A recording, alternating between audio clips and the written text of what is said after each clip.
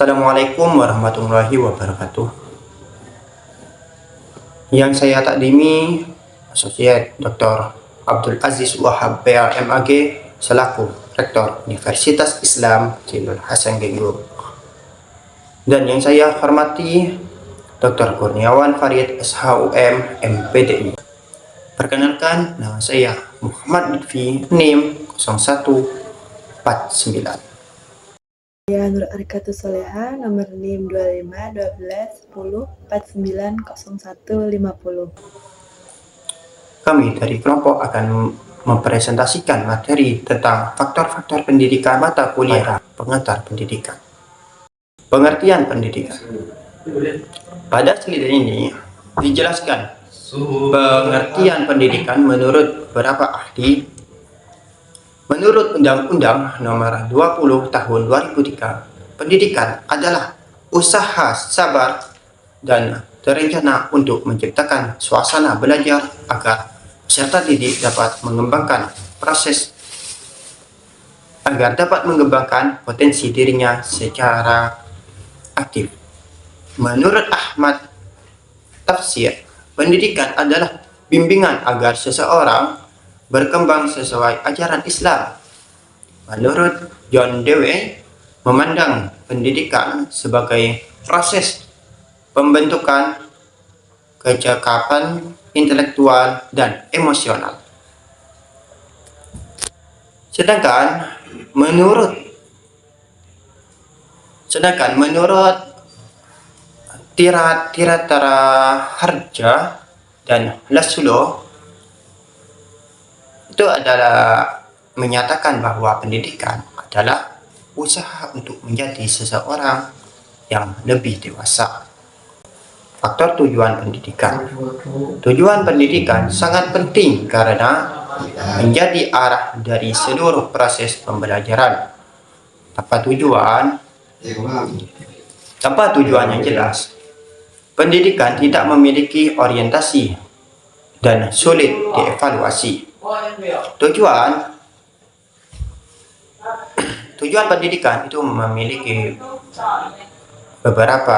itu dibagi menjadi beberapa bagian, yaitu tujuan nasional, tujuan institusional, tujuan kurikuler, dan tujuan institusional.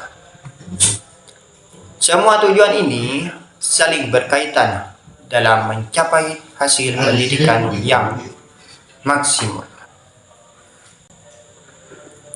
Faktor pendidikan. Guru memiliki peran paling penting dalam pendidikan.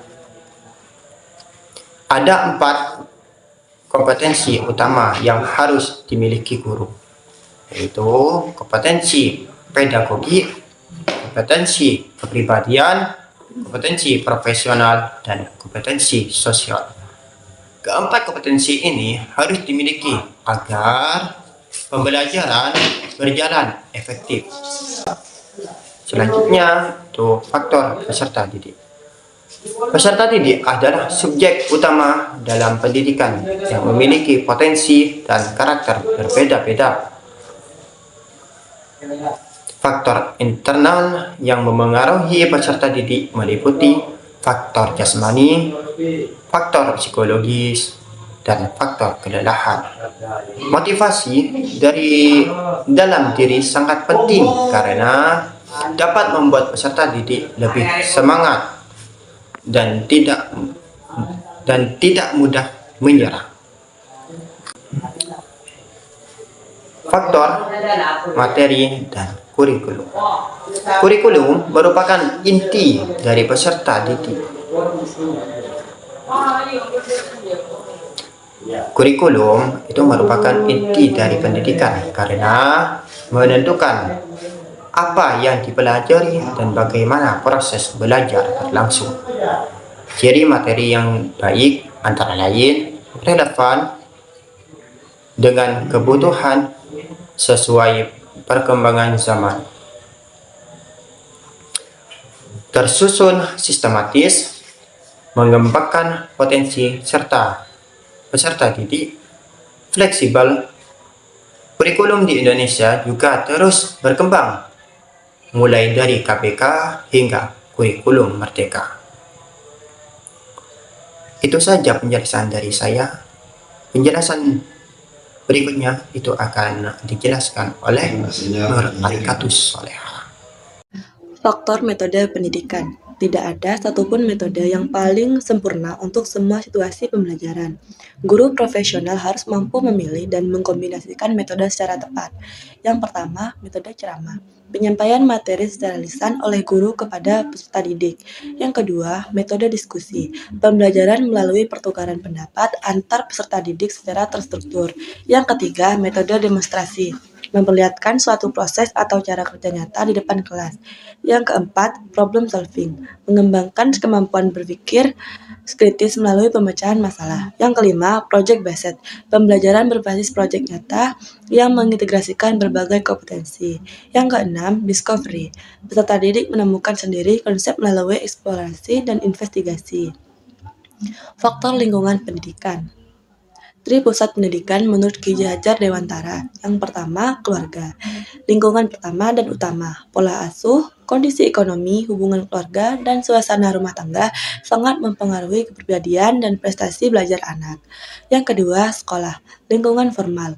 Kualitas guru, kurikulum, sarana prasarana, iklim sekolah, dan kepemimpinan kepala sekolah menentukan mutu pendidikan. Yang ketiga, masyarakat.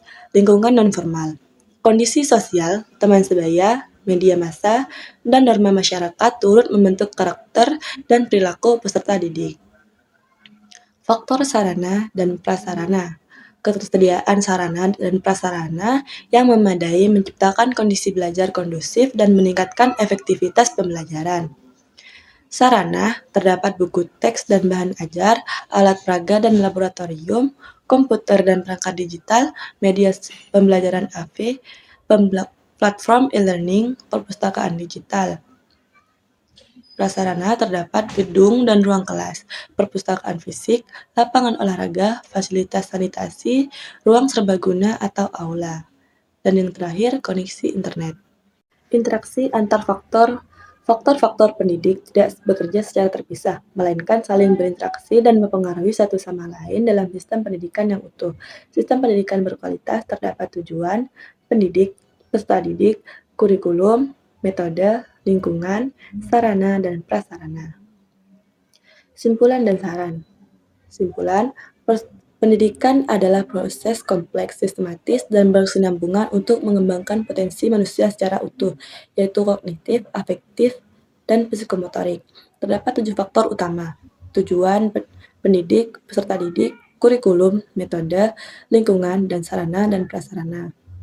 Semua faktor saling berinteraksi, membentuk sistem pendidikan. Pendekatan holistik dan sistemik adalah kunci kualitas.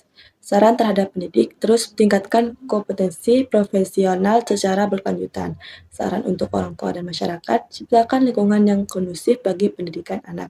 Saran untuk pemerintah, pastikan pemerataan sarana prasarana pendidikan di seluruh Indonesia.